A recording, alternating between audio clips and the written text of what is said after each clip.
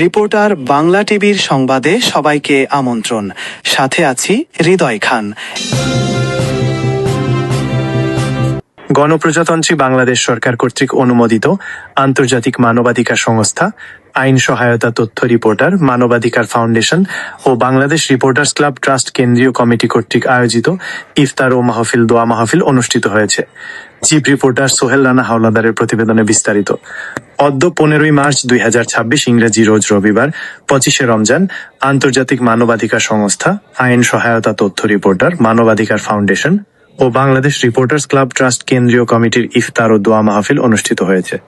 উক্ত ইফতার ও দোয়া মাহফিল অনুষ্ঠানে উপস্থিত ছিলেন সংগঠনের প্রতিষ্ঠাতা চেয়ারম্যান মফিজুর রহমান সোহেল, উপস্থিত ছিলেন অ্যাডভোকেট লাকি আক্তার, মহাসচিব কেন্দ্রীয় কমিটি, উপস্থিত ছিলেন শাহিদুর রহমান শাহিদ, পরিচালক কেন্দ্রীয় কমিটি, উপস্থিত ছিলেন শফিকুল ইসলাম, পরিচালক কেন্দ্রীয় কমিটি, উপস্থিত ছিলেন সংবাদক গোলজার হোসেন, উপদেষ্টা কেন্দ্রীয় কমিটি, উপস্থিত ছিলেন সাদেক হোসেন, উপদেষ্টা কেন্দ্রীয় কমিটি, সাইফুল ইসলাম মোল্লা, সাংগঠনিক সম্পাদক কেন্দ্রীয় কমিটি সহ উপস্থিত ছিলেন একাধিক গুণীজন ব্যক্তিবর্গ।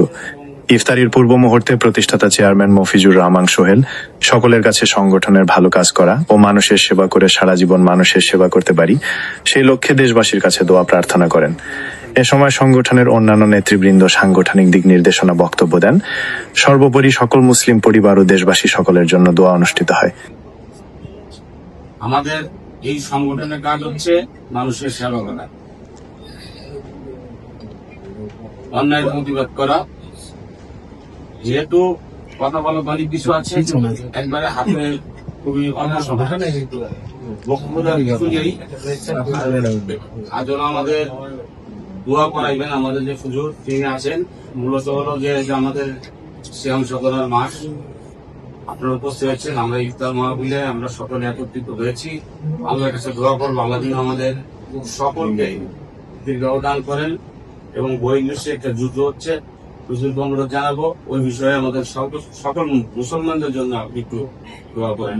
আর এখানে যারা আছেন উপস্থিত আছেন সকলের নাম আসলে বলতে গেলে সময় শেষ হয়ে যাবে, ভালো আছে হুজুরকে একটু সময় দিতে হবে।